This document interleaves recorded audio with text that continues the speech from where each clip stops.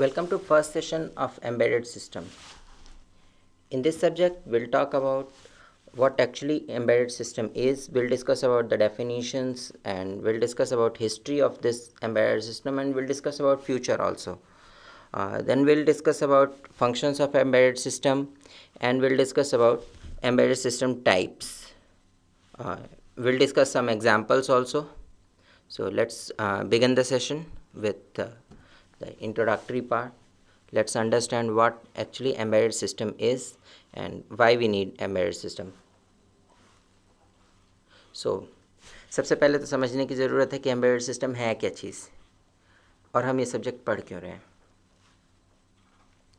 Embedded system की बात करें तो ये कंप्यूटर सिस्टम के उन ब्रांचेस में स्पेशलाइजेशन है जहाँ पे कि हम कंप्यूटर को डिफरेंट स्पेसिफिक पर्पस के हिसाब से डिज़ाइन करके यूज़ करते हैं. ठीक है, हम सच कुछ छोटे टास्क होते हैं उनके लिए कंप्लीट कंप्यूटर नहीं इन्वॉल्व कर सकते, लेकिन हाँ वहाँ पे हमें कंप्यूटिंग करनी होती है.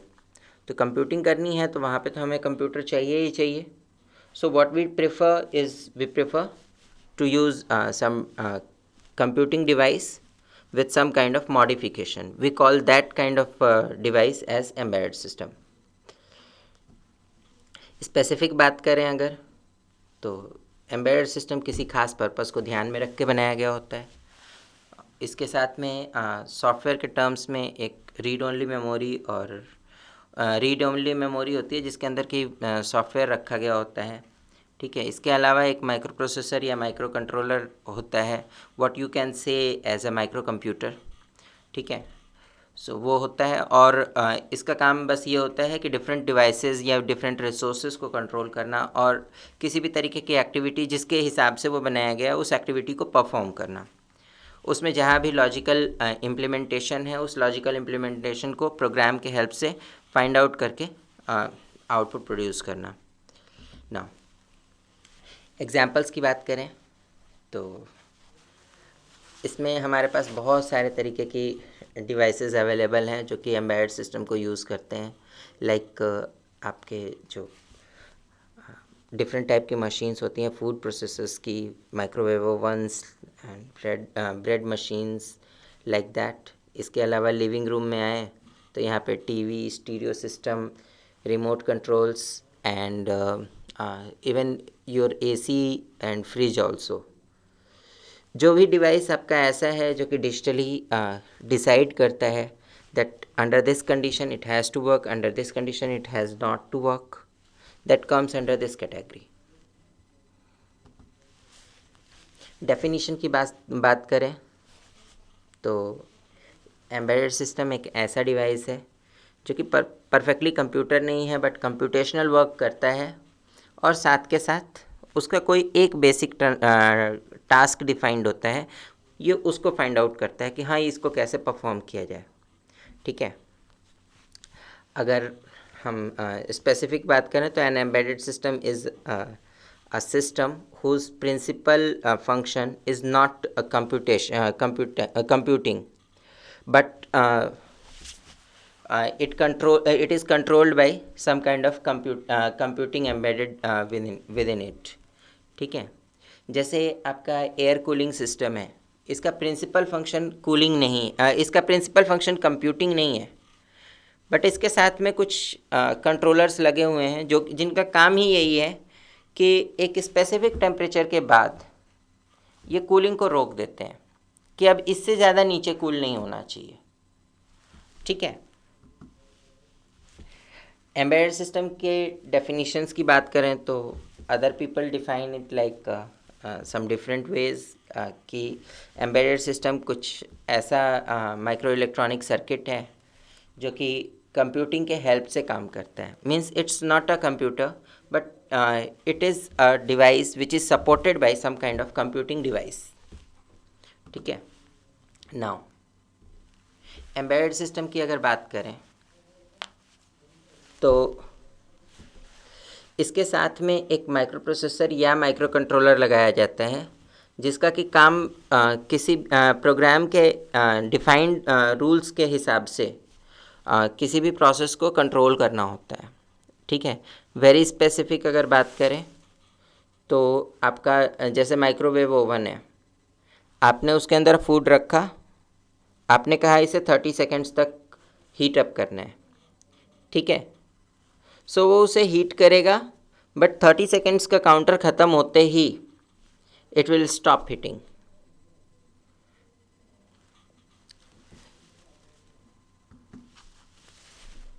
आप अगर एम्बेडेड सिस्टम के एप्लीकेशंस की बात करें तो it is not used only in home और our household things, it can be use for industry purposes also. Industries में क्या होता है कि कई सारे ऐसे प्रोसेसेस होते हैं जहाँ पे कि ह्यूमन बींग्स को जाना पॉसिबल नहीं हो पाता, वहाँ पे हम मशीनरी इस्तेमाल करते हैं और वहाँ पे हम कोशिश करते हैं कि we should work with the help of embedded systems. History और फ्यूचर की बात करते हैं। एम्बेडेड सिस्टम का कॉन्सेप्ट कंप्यूटिंग की शुरुआती एज में ही आ गया था with the IC called 4004. This is the first microprocessor, and in 1971 it was used for calculating purposes. The device was kind of calculator, and purpose specifically was defined as calculation, ठीक है। आगे चल के 1969 में इन्होंने 1969 में मीन्स बिफोर दैट इसी company ने जो है ब्यूजीकॉम कंपनी है जिसने फर्स्ट कैलकुलेटर डेवलप किया था।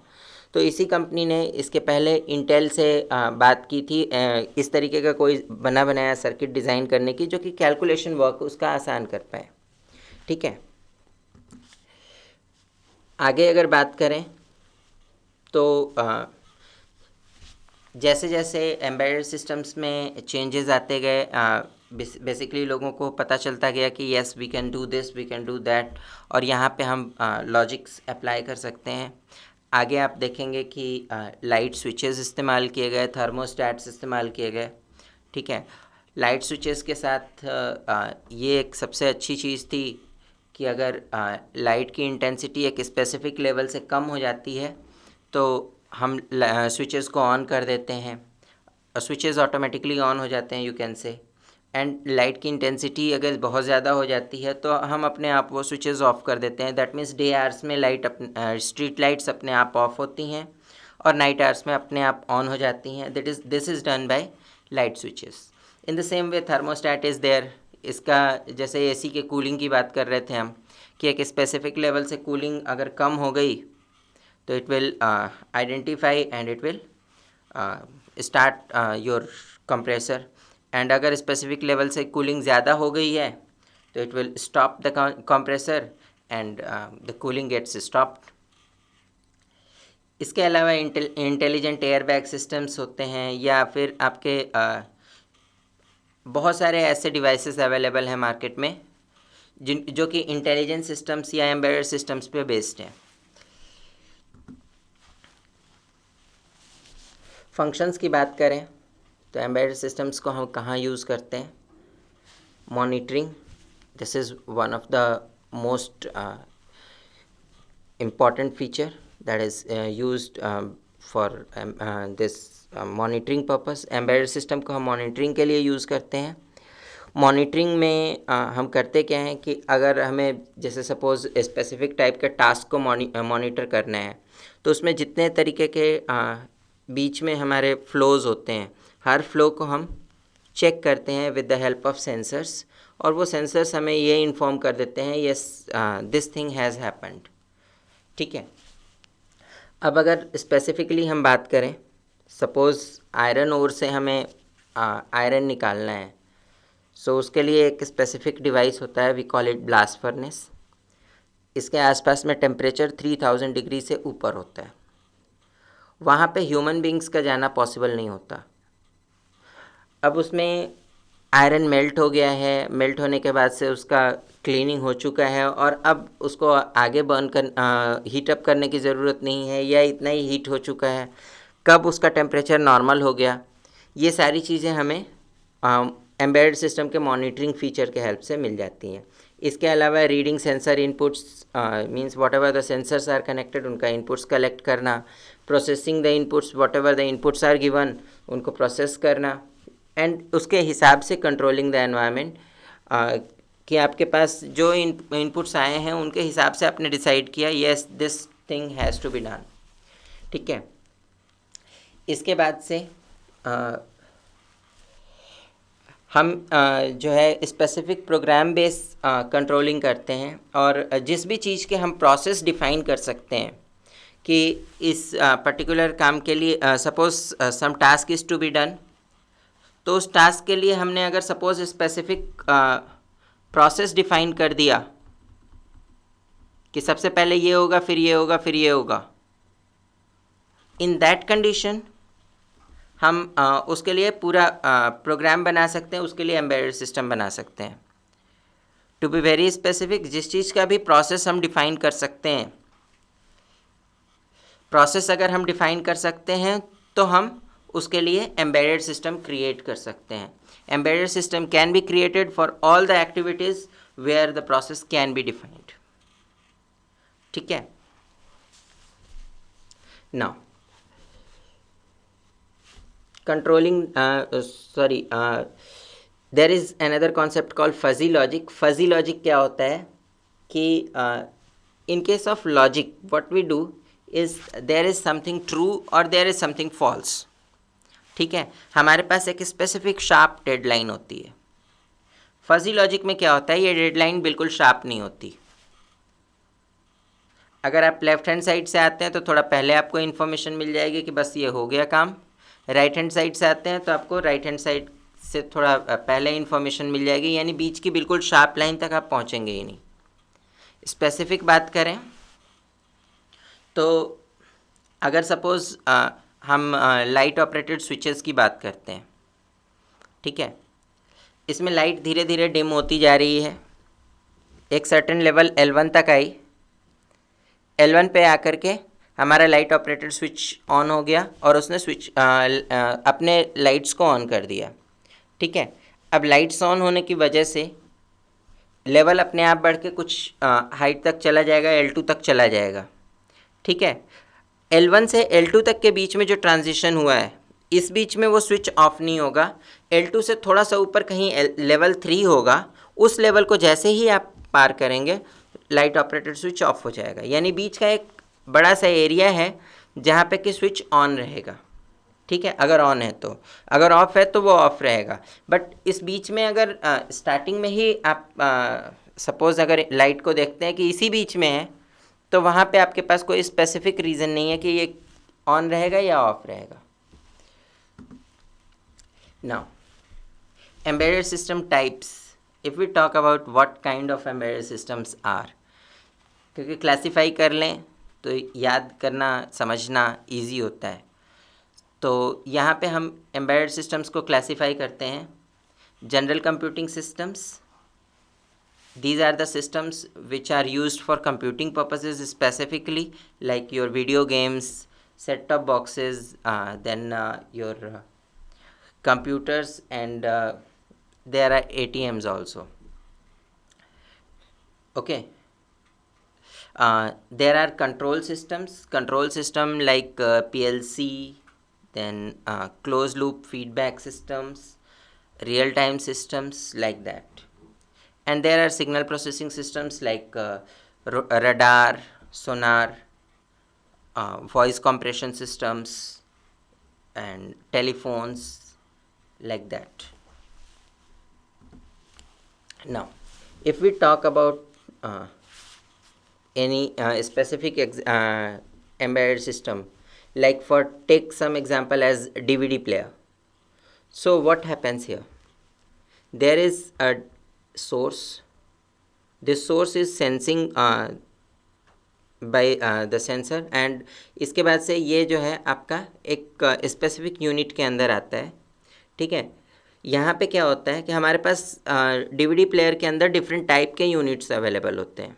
ठीक है, what we are looking for is we are giving a DVD, okay, and what we are looking for is we are looking for baseband audio, and we are looking for stereo audio, or sorry, baseband video and stereo audio.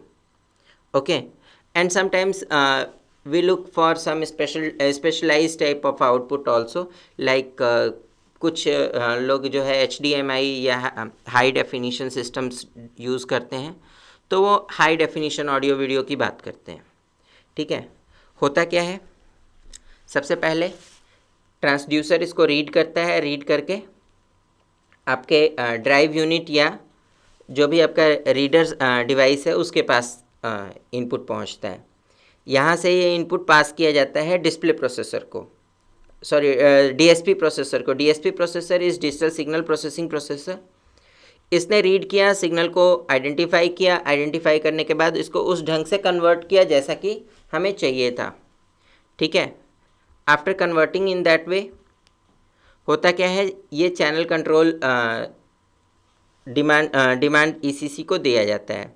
ये क्या करता है, ये इसको define करता है कि कितने फ्रेम्स पर सेकंड के स्पीड से आपको सेंड करना है, and what kind of RAM will be use, what kind of system will be used. अगर आपका यही system suppose Dolby digital surround system या इस तरीके का कुछ हाई एंडेड सिस्टम है, तो उसके करस्पॉन्डिंग डिकोडर को दिया जाता है, और वो डिकोडर आपका NTSC या PAL जिस भी मेथड से आप सिग्नल को रिसीव करना चाहते हैं उस फॉर्मेट में एनकोड करता है. After encoding you get baseband video, and in audio basically you will get stereo audio system also. So this is how your DVD player works. Taking second example, like here what we have is a kind of AD controller. Okay, हो क्या रहा है यहाँ पे कि हमारे पास transducer से input आया.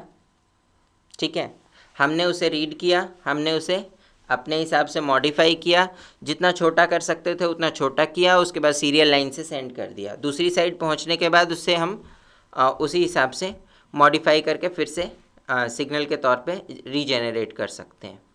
ठीक है ना, किसी भी एम्बेडेड सिस्टम की कैरेक्टरिस्टिक्स की बात करें तो इसकी कैरेक्टरिस्टिक्स के अंदर सबसे बड़ी खास बात क्या होती है कि एक हार्डवेयर डिवाइस होता है.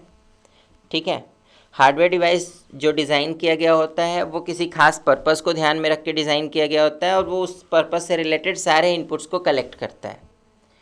इसके अलावा इसमें एक कंप्यूटिंग डिवाइस होता है, वो कंप्यूट करके सारे आउटकम्स या सारे कंट्रोल सिग्नल्स निकालता है, जिनके हेल्प से हम किसी भी सिग्नल को कंट्रोल कर सकते हैं. नाउ यहाँ पे आपके पास एक टाइमर भी होता है. टाइमर जो है ये डिफाइन करता है कि आपका टास्क टाइम वाइज हो, किसी स्पेसिफिक टाइम पे स्पेसिफिक टाइप का टास्क हो. ठीक है, ऐसा ना हो कि टाइम आपका कोई टास्क आपका कॉन्टीन्यूटी में चलता चला जाए और उसका टाइम पे डिपेंडेंसी ना रहे. ठीक है, सो ये टाइम फ्रेम्स डिफाइन करता है. इसके अलावा इसकी अगली कैरेक्टरिस्टिक्स होती है कि इसमें सिस्टम आपका जो है इंटरकनेक्टेड होता है. Means some part of the system is analog, some part of the system is your digital, and within the same system there are some mechanical movements are also there. ठीक है, अब अलग अलग तरीके के सिस्टम्स आपके वर्क कर रहे हैं, सारे आपस में जुड़े हों, दिस इज सिस्टम इंटरकनेक्शन. इसके अलावा the best thing is it is reliable. Reliable किस हिसाब से, अगर हम बात करें कि किसी पर्टिकुलर टास्क को हम एम्बेडेड सिस्टम से करवा रहे हैं और उसी टास्क को हमने ह्यूमन एफर्ट से किया था, तो इन दोनों में हमें डिफरेंस मिलता है कि जब हम एम्बेडेड सिस्टम्स के हेल्प से करवाते हैं तो वो उसे बार बार टाइम टू टाइम चेक करता रहता है, और इस वजह से हमें एक्यूरेसी मिलती है. इफ़ वी हैव सेट कि हमें जो है कोई स्पेसिफिक टास्क 3 सेकेंड्स बाद करना है, तो वो 3 सेकेंड बाद ही होगा. इसके अलावा अगर सॉफ्टवेयर एरर्स कुछ होंगी तो there can be some problem, otherwise there is no problem in this kind of system. Now there is some activity for you. You have to list down all the functions of embedded system, and secondly you have to mention the characteristics of embedded system. That's all for now. Thank you.